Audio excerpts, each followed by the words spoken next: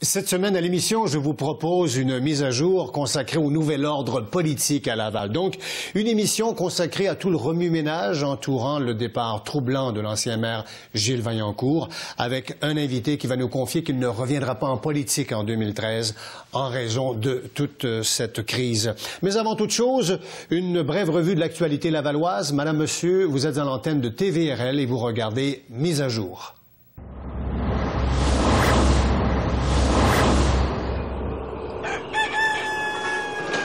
Cette émission mise à jour à l'antenne de la télévision régionale de Laval vous est présentée en partenariat avec l'Écho de Laval.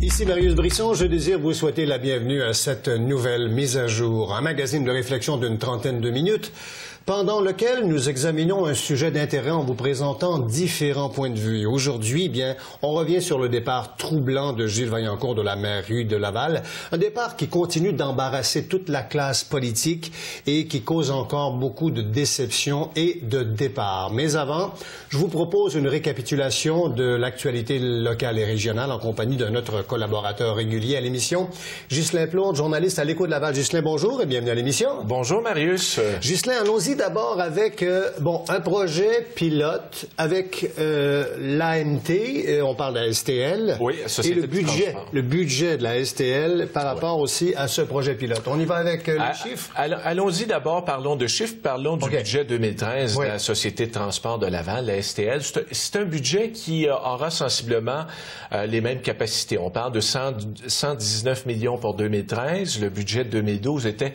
de 118 millions et demi. Hausse de tarifs moyens de 2,4 % pour 2013 sur les titres, alors qu'en 2012, on parle d'une hausse de 3,2 %, donc une légère diminution pour le portefeuille de l'usager de la STL. Cette hausse ne s'applique pas à ceux qui paient comptant, paient à l'unité, ainsi que pour les utilisateurs du programme Alerte au smog, donc une hausse qui ne les touche pas. Parlons aussi du coût de la tram, la fameuse carte qui vous permet de vous déplacer dans les réseaux de métro, train de banlieue et autobus du Grand Montréal. Le coût de la tram va également augmenter, mais ce n'est pas la STL qui gère cette carte tram. C'est l'AMT? C'est l'AMT, c'est l'Agence métropolitaine de transport. Donc, grosso modo, voilà les chiffres. Vous dire également qu'on a également annoncé du côté de la STL... Un projet pilote? Le projet pilote avec l'AMT. L'Agence métropolitaine de transport. Exactement, pour l'installation du fameux système STL Synchro à l'intérieur des facilités de l'AMT. Le STL Synchro, c'est cette technologie qui permet aux usagers de la STL d'avoir en temps réel le départ des autobus. Bien, c'est fameux, ça. Oui, tout à fait. Technologie unique presque à la STL. Exactement. Pour ceux qui ont des téléphones intelligents, vous pouvez télécharger des applications disponibles également sur le site Internet. Eh bien, cette technologie, elle est maintenant disponible sur les panneaux d'affichage de l'AMT dans les terminus Cartier, Montmorency, les gares Sainte-Rose et Sainte-Dorothée. La gare Vimont va s'ajouter également au processus dans les prochains mois. Vous dire maintenant pour le projet de tramway aérien. Malgré le déménagement de la place Belle, ce projet de tramway aérien, l'étude de faisabilité est toujours en cours. Ah bon? Contrairement à ce qu'ont annoncé certains médias, le tramway aérien n'est pas abandonné. Ah bon? Pas du tout. Les conclusions de l'étude de faisabilité seront connues au début de 2013, nous dit-on à l'hiver 2013, mais c'est encore loin d'être jeté aux oubliettes ce projet de tramway aérien. Centre multifonctionnel, donc la place Belle. Parlons de chiffres parce que là, il y a toutes sortes d'augmentations des coûts. Non, ça n'augmente pas. La Ville garde le même budget. Où en sommes-nous? Beaucoup de rebondissements après la signature du protocole d'entente la semaine dernière entre la Ville de Laval et l'OSBL qui est chargé, si vous voulez, de l'administration de ce complexe, l'OSBL, la Cité de la culture et des sports de Laval. On a signé les fameux documents la semaine dernière donnant à l'OSBL les montants requis pour aller de l'avant avec le projet. On a eu une certaine surprise. Il faut se reporter au 13 février 2012. le moment où Ville de Laval annonce qu'Evenco devient le gestionnaire de la glace principale, celle qui comprendra les 10 000 sièges, dans le communiqué, on précisait que le montage financier, le plan de 120 millions, comprenait la participation de Laval, de Québec et des intérêts privés. Et la semaine dernière, on apprend que dans le 120 millions, les intérêts privés sont à part. Donc, vous comprenez que pour 120 millions, on tombe à 2 joueurs.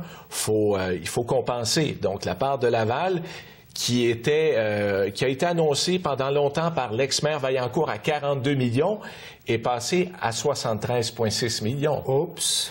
Alors, là, c'est un débat de chiffres. La Ville de Laval nous dit...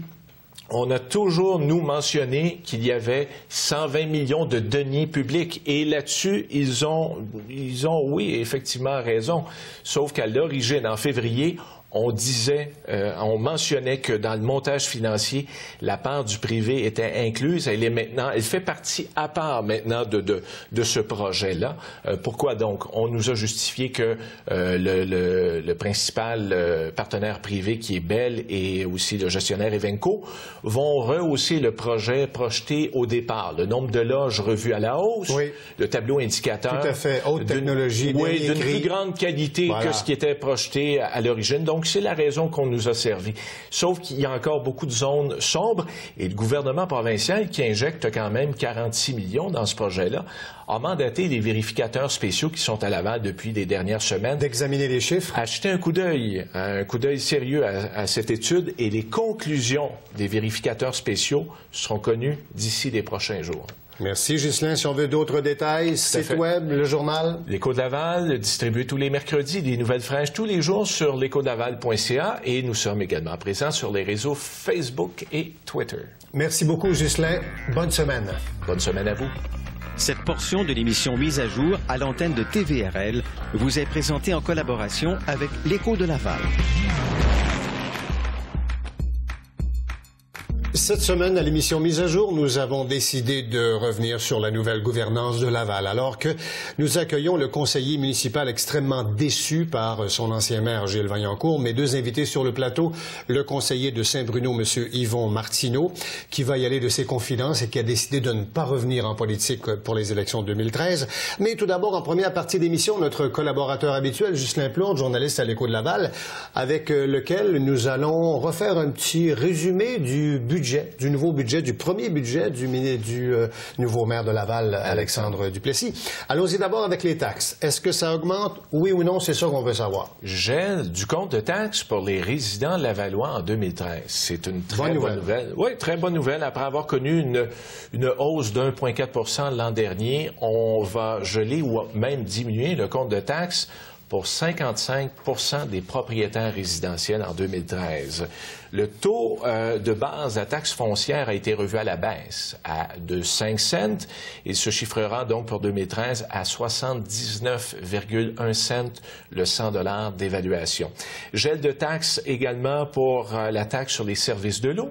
Taxe également sur le transport régional.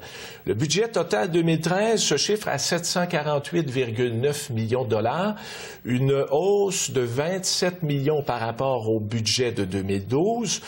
Vous dire également que les investissements en 2013 vont fléchir quelque peu. Ils vont passer de 390 millions cette année à 318,3 millions l'an prochain. Est-ce qu'il y a des projets, de nouveaux projets à l'horizon, le plan triennal d'immobilisation, là? On a beau diminuer les investissements, il y a tout de même de vastes projets qui auront cours, qui seront en chantier à Laval en 2013. On peut vous parler notamment d'urbanisation de portions du boulevard Saint-Elzéar, du prolongement du boulevard Chomédé. On prévoit également la construction d'un viaduc sur le boulevard du Souvenir de part et d'autre de la voie ferrée du Canadien Pacifique. Vous savez que le boulevard du Souvenir est coupé en deux entre la voie ferrée. Eh bien, dans les prochains mois, on y construira un viaduc pour ainsi désengorger, évidemment, les artères avoisinantes. On vous parle également de la ceinture verte, cette fameuse piste cyclable métropolitaine. Tu parles de Oka jusqu'à Saint-Bruno, en fait. Oka, Mont-Saint-Hilaire. Mont-Saint-Hilaire. Donc, des Basses-Laurentides en Montérégie, on va passer par Laval. La Ville va y investir 3,2 millions dans cette ceinture verte. On peut également vous dire qu'il y aura une nouvelle caserne des pompiers qui va prendre, va prendre la relève de celle qui est attenante à l'hôtel de ville. La nouvelle caserne sera située sur du Souvenir, tout près de l'intersection Armand-Frappier. Il sera également question en 2013 du début de la construction d'un centre de services animaliers. Vous savez, pour cette OBNL qu'on projette, là, qui va gérer toute la question animalière. Le berger blanc et puis la société... qui va prendre la relève du berger blanc, tout à fait. Mais la mise en opération de cette OBNL ne se fera pas en 2013. On parle de 2014. Donc, il faudra encore patienter là-dessus. Côté transport en commun, vous dire que on va investir un peu plus de 4 millions de dollars pour l'achat d'autobus pour la STL. Est-ce qu'il n'y aura pas un autobus électrique aussi à un moment donné? La STL, vous me devancez, mon cher Marius. Bon. La STL qui va mettre sur la route son autobus électrique en 2013. On devait d'abord effectuer les premiers essais en 2012. Quelques petits délais administratifs font que cette opération d'essai va se faire plutôt en 2013. Vous dire également que sur le plan du logement social, 160 unités vont voir le jour en 2013 à Laval, mais il y a encore beaucoup de chemin à faire de ce côté-là. Finalement, l'un des derniers projets probablement les plus intéressants et qui a été promis par l'ancienne administration Vaillancourt il y a longtemps, soit la dernière élection en 2009, le complexe aquatique. Ah oui! Le maire Alexandre Duplessis promet de faire aboutir ce projet en 2013. Il faudra voir, rappelons que Gilles Vaillancourt avait annoncé l'ouverture du complexe aquatique à l'été 2010. Et nous sommes aujourd'hui quand même en 2012. Il ne manque plus que le centre des foires, mon cher ami. Croisons-nous les doigts. Et puis, il y a une manière aussi, là, c'est qu'on n'a pas fait les choses comme à l'accoutumée, c'est que le maire a d'abord rencontré les médias dans un souci de plus grande transparence. Oui, donc dans une nouvelle, dans un souci, effectivement, à l'hôtel de ville, hein? De livrer l'information. Ensuite, devant les gens d'affaires à la Chambre de commerce. Et il y aura, bien sûr, après cette présentation devant la Chambre de commerce, cette présentation au public qui a eu lieu également. Merci beaucoup, Ghislain. Excellente semaine. On se voit la semaine prochaine. Bonne semaine à vous. Au revoir. Alors, nous poursuivons notre grande réflexion, si vous voulez, sur le vent de renouveau qui semble souffler sur l'hôtel de ville de Laval à la suite des derniers événements que l'on connaît maintenant et depuis l'arrivée du jeune maire, du nouveau maire de la ville de Laval, Alexandre Duplessis, qui est le 6e maire de la courte histoire de Laval et qui a déposé son premier budget à vie de la ville de Laval dans la semaine du 10 décembre. Nous recevons le conseiller du quartier municipal de Saint-Bruno qui a accepté de venir nous parler de sa très grande déception à l'égard de l'ancien maire Gilles Vaillancourt. Nous accueillons sur ce plateau M. Yvon Martineau. M. Martineau, bonjour et bienvenue à Mise à jour. Merci d'être là. Bonjour, M. Brisson. Ça fait plaisir de vous rencontrer. Juste avant d'aller dans l'entrevue, revenons un peu sur votre parcours. Vous avez un beau parcours politique. Vous êtes conseiller, évidemment, municipal de Saint-Bruno, membre de la commission de logement à Laval. Vous êtes en politique depuis une vingtaine d'années, avec des hauts et des bas, des gains et des défaites. Vous avez été élu en 93, battu en 97, puis réélu successivement, bravo, en 2001, 2005 et 2009. C'est votre 4e mandat. On vous félicite, en tout cas. Merci beaucoup. Écoutez, je veux juste qu'on revienne sur, avant de parler des événements comme tels, vous, ce qui vous a amené en politique, vous êtes issu du milieu du loisir, hein? Exactement. Moi, j'étais bénévole dans mon quartier à 3 organismes différents, dont les Cadets de l'air. J'ai été bénévole avec eux pendant 15 ans au niveau du quartier et au niveau de la région de Laval. Et aussi à l'organisme pour la balle molle pour filles. Ouais. Quand j'ai pris l'organisation, on n'avait que 2 équipes de filles dans Vimontheuil. Alors moi, je me disais que c'est pas normal d'avoir que 2 équipes avec une population de plus de 40-50 000 personnes. Alors j'ai réussi en première année à monter ça à 11 équipes pour filles. Oh, pas sûr! Oui. Et j'ai été bénévole aussi avec l'organisme des loisirs Saint-Bruno. Ouais. Ma responsabilité était des événements spéciaux à organiser, genre fêtes ou danse pour les gens du quartier. Et on vous a remarqué, finalement, on a dit, tiens donc, Yvon Martineau pourrait peut-être servir les intérêts publics. Exactement. Le conseiller municipal du quartier, dans le temps, M. Jean Roussel, lui, se retirait de la politique et il est venu me voir. Il a dit, tu es une personne impliquée. dans ton quartier et on cherche quelqu'un qui est impliqué dans le quartier et on est prêt à lui donner tout ce qui est les outils qu'on a de besoin pour faire de la politique. Jean Roussel, l'actuel candidat, l'actuel député provincial? Non, le père. Ah, d'accord, le père. OK, très bien. Ensuite, votre lien avec Gilles Vaillancourt, bon, quand vous avez commencé en 93, est-ce que c'est le conseiller de, bon, M. Roussel, et ensuite vous avez été membre du PRO? Oui, exactement. Donc, c'est M. Vaillancourt qui vous a recruté en quelque sorte? Exactement. Suite à quelques rencontres, M. Vaillancourt m'a recruté à titre de candidat dans le quartier Saint-Bruno. Bon. Gilles Vaillancourt, maire de Laval pendant une vingtaine d'années, on sait qu'il a régné en roi et en maître sur la ville de Laval, une poigne solide avec de grands plans, de grands projets aussi. Vous avez été dans son sillon, dans son sillage. Un premier commentaire sur ce qui se passe, sur toutes ces allusions de corruption et de collusion. Comment vous avez vécu ça de l'interne? Mais disons que j'ai été déçu à apprendre tout ce qui se passe. C'est sûr que M. Vaillancourt, il n'y a aucune accusation présentement, mais on sait qu'il y a des enquêtes policières. Oui, il y a des mandats qui ont été faits, la banque chez lui, etc. Exactement. C'est quand même rendu à un niveau très avancé. Exactement. Et M. Vaillancourt m'a amené la passion de la politique et j'ai adoré la politique jusqu'à aujourd'hui. Mais dernièrement, c'est une chose que je vois que ça me déçoit beaucoup. Et probablement, je vais retirer ma révérence l'an prochain, en novembre 2013. Alors, ça veut dire que les événements, pour vous ont conduit d'abord à, premièrement, une grande déception. Exactement. Deuxièmement, ça vous force à réfléchir à votre avenir politique. Oui. Et suite, j'ai fait une chute, j'ai eu un accident cet été. Et oui, un accident de vélo, on en parlera tout à l'heure. D'accord. Et ça vous a quoi? Ça m'a apporté à réfléchir à, disons, ma future relation avec la politique à Laval. C'est quelque chose que j'ai adoré. Mais suite à cette blessure-là, je dis qu'il faut faire attention et il faut continuer à vivre et profiter de la vie. Parce que la vie est belle malgré tout ce qui se passe. Ça met les choses en perspective, c'est ce que je comprends. Exactement. Et là, finalement, bon. Revenons aux événements, là. Bon, vous êtes à l'intérieur, vous n'avez jamais entendu parler de système de collusion, d'enveloppe, à part, bon, Serge Ménard et puis Vincent Auclair et tout ça. Mais jamais vous avez vu passer ça d'aucune espèce de façon, M. Martineau? Non, M. Besson. C'est que nous, conseiller municipal, on est à l'Assemblée du Conseil et nous ne sommes pas présents à l'exécutif. C'est l'exécutif de la Ville de Laval, les 4 membres qui sont là, qui, avec le maire, voyaient ces soumissions-là. Et c'est eux qui choisissaient la soumission et par la suite nous étaient apportés à l'Assemblée du Conseil. J'ai déjà posé une question déjà antérieurement sur ces soumissions-là et on m'a dit, bien, la loi nous oblige, c'est ce qu'on m'a répondu à l'exécutif, la loi nous oblige à prendre la soumission la plus basse. Et j'ai jamais eu de doute qui se fait par la suite, j'ai jamais eu de doute à ces soumissions-là. À votre avis, qu'est-ce qui a pu mener un homme comme votre ancien chef à en arriver là aujourd'hui? Qu'est-ce qui s'est passé? Je ne sais pas, parce que c'était un homme qui aimait la politique. C'était un homme qui aimait aider les gens. Il était à son bureau tous les jours, le matin, de bonne heure, et le soir. Puis c'était un homme qui était passionné de la politique. Qu'est-ce qui l'a amené là? C'est une chose que lui seul pourrait répondre à ça. Mm-hmm.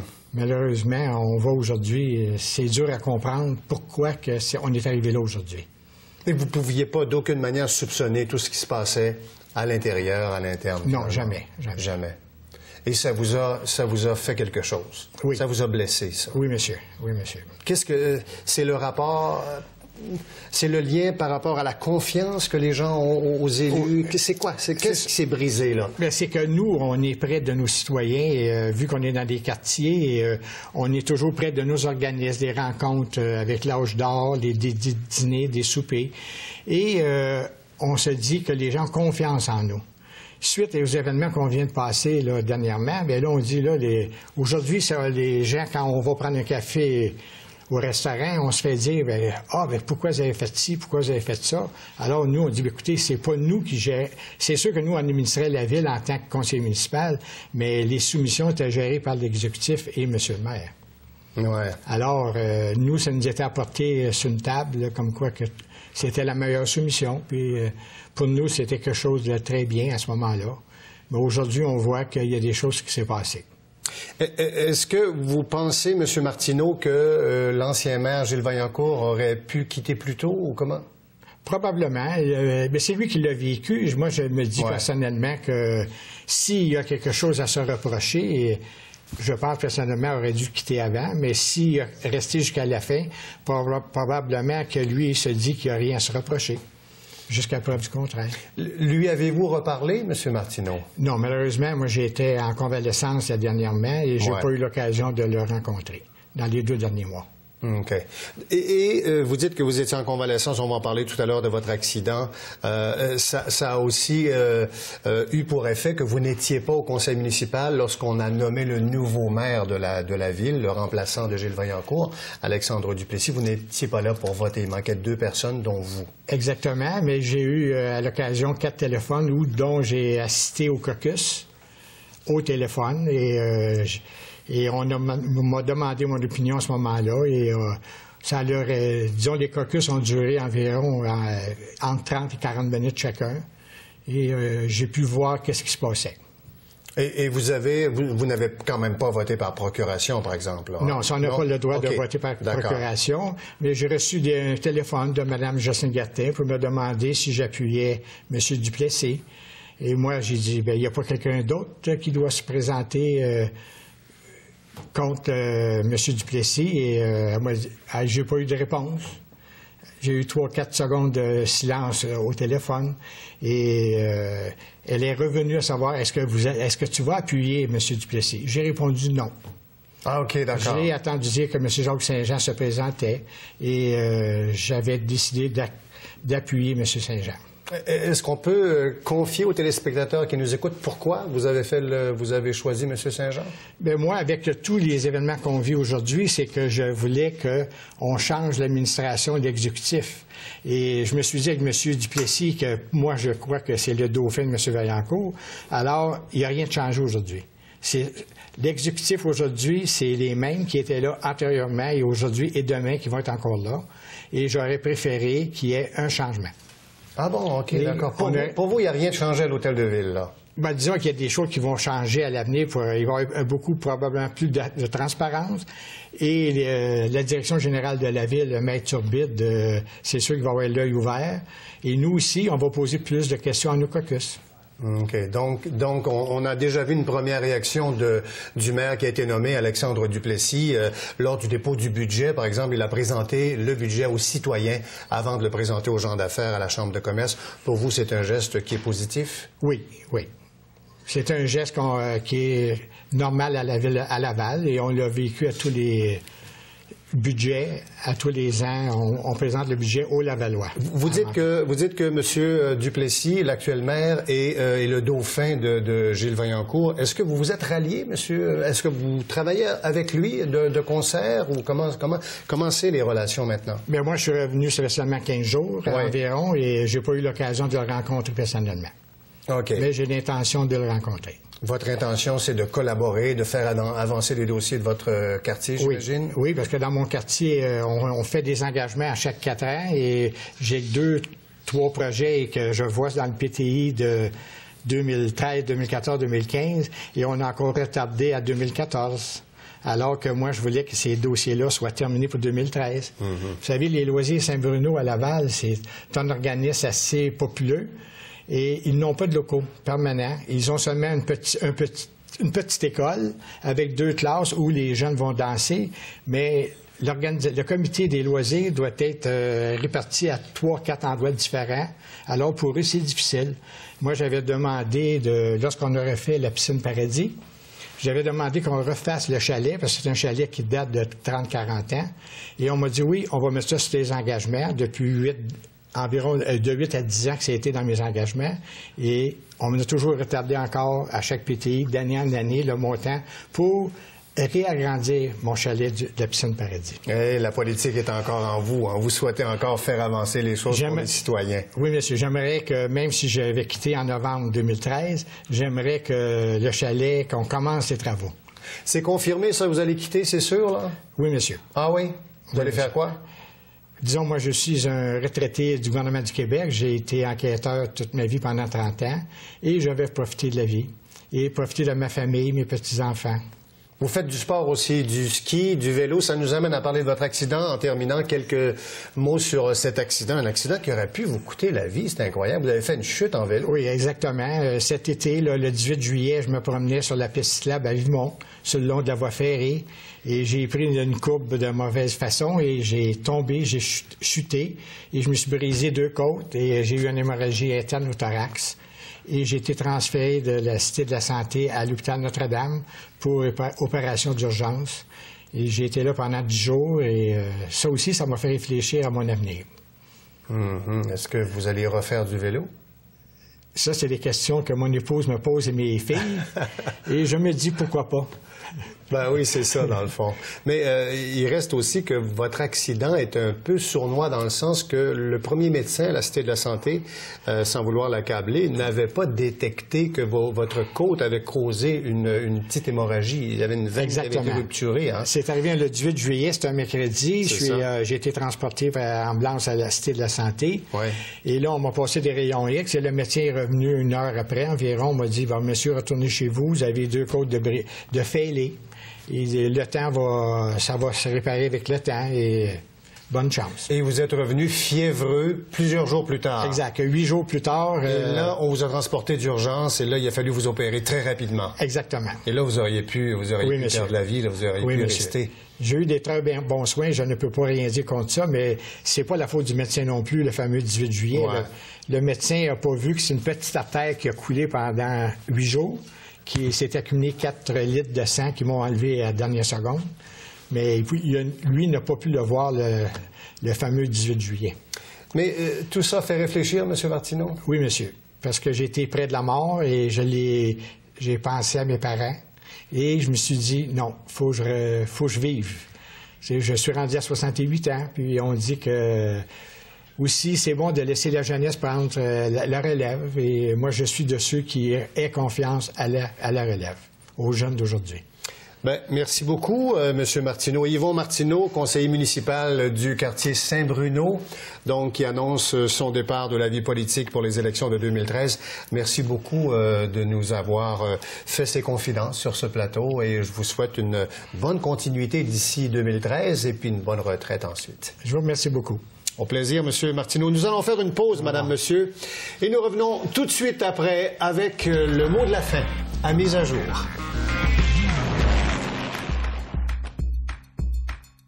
Alors voilà pour cette plus récente mise à jour présentée à l'antenne de la télévision régionale de Laval, TVRL. Chaque semaine, en première diffusion, notez la nouvelle heure, 19h le mercredi. Donc à l'antenne du canal 9, le canal de Ma TV. Pour les rediffusions, je vous invite à nous appeler, consulter les journaux locaux ou naviguer sur notre site web. Et si vous désirez voir l'émission depuis votre ordinateur, c'est très simple. Vous allez dans la section Web Télé, vous cliquez sur MAJ pour mise à jour. Madame, Monsieur, au nom de toute l'équipe de TVRL, ici Marius Brisson, bonne semaine.